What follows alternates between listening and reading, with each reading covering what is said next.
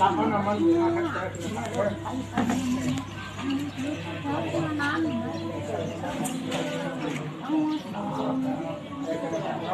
นาไปวิลาบุตรคุณนาวิจารณ์มาดูแต่สิ่งปฏิบัติในบุตรเนี่ยสิ่งที่เราเป็น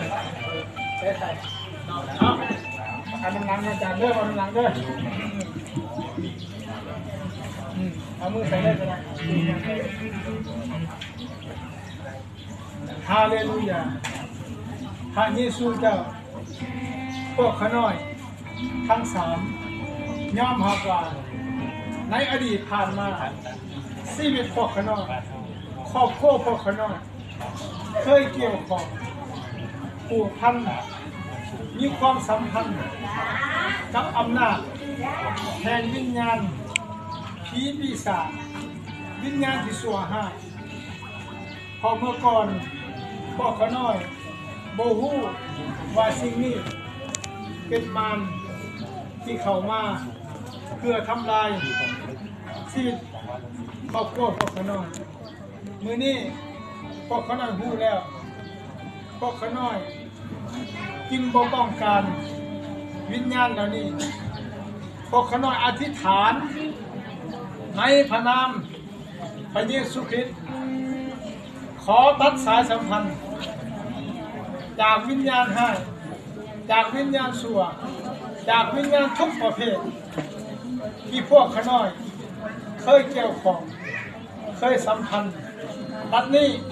ในนามพระเยซูเขาบ่ต้องการเจ้าในนามพระเยซูเขาขับไปพวกเจ้า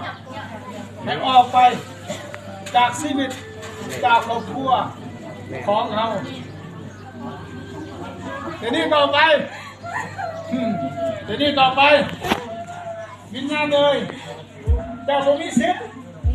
และสิทธิ์ของเขาบ่มีสิทธิ์ในนามพระเยซูพวกเจ้าบ่มีสิทธิ์ออกไปจากชีวิตของเขาความสัมพันธ์ที่เคยมีที่บอกเขาไม่สิ้นกูสั่งมึงในนามพระเยซูที่ไม่ใช่วิญญาณของซาตานวิญญาณของความมืดที่บอกมึงออกไปจากเงินคนนี้มึงไม่สิ้นจะใส่เงินคนนี้ฮาเลลูยาสรรเสริญพระเจ้าผู้นำมาสุการะบาบาระบาระบาระเยรูซาเล็มมาพยาสักพยาระบาบาระบาระโฮลีโฮลีโฮลีโฮลีก็สรรเสริญพระเจ้าฮิโรสักการะมาพิจารณาเฮ้เดี๋ยวนี้เนี่ยพระวิญญาณบริสุทธิ์เขาสั่งเจ้าที่หน้าบริสุทธิ์วิญญาณผีเปล่าวิญญาณผีอะไรวิญญาณผีเสื้อวิญญาณผีคนนี้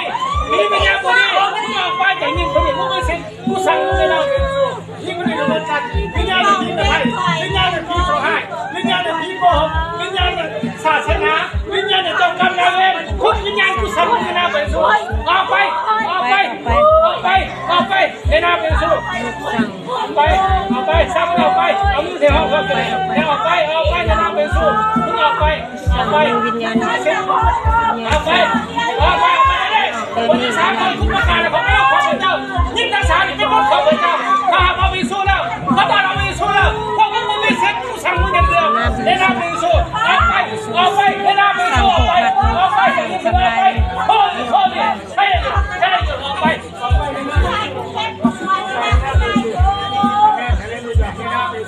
ออกไปจากที่ประเด็นออกไปกูไม่สิ้นออกไปจากที่ประเด็นออกไปพระเยซูปล่อยขอบพระเยซูขอบคุณพระเยซูขอบคุณพระเยซูเดี๋ยวใช้ชนะพระเยซูเดี๋ยวใช้ชนะตลอดชะตาเลยอาเมนเขาเป็นก้อนอำนาจของซาตาน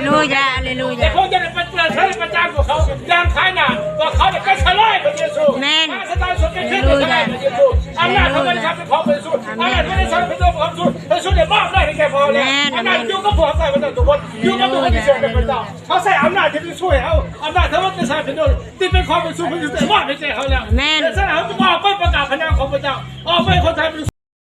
ออกไปปล่อยคนทั้งหลายขอบคุณพระเจ้าสรรเสริญพระเจ้าเลือดพระเยซูฮาเลลูยาเราเห็นพระเยซูบริสุทธิ์ศักดิ์สิทธิ์และมีอำนาจเพราะเลือดพระเยซูชนะพญานาคชนะทุกวิญญาณชั่วชนะเพียรสันตานในนามพระเยซูออกไปจากเขา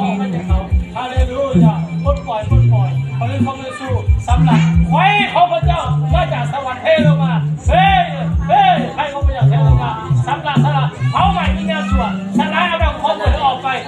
ทั้งสามคนอิสลายเขาออกไป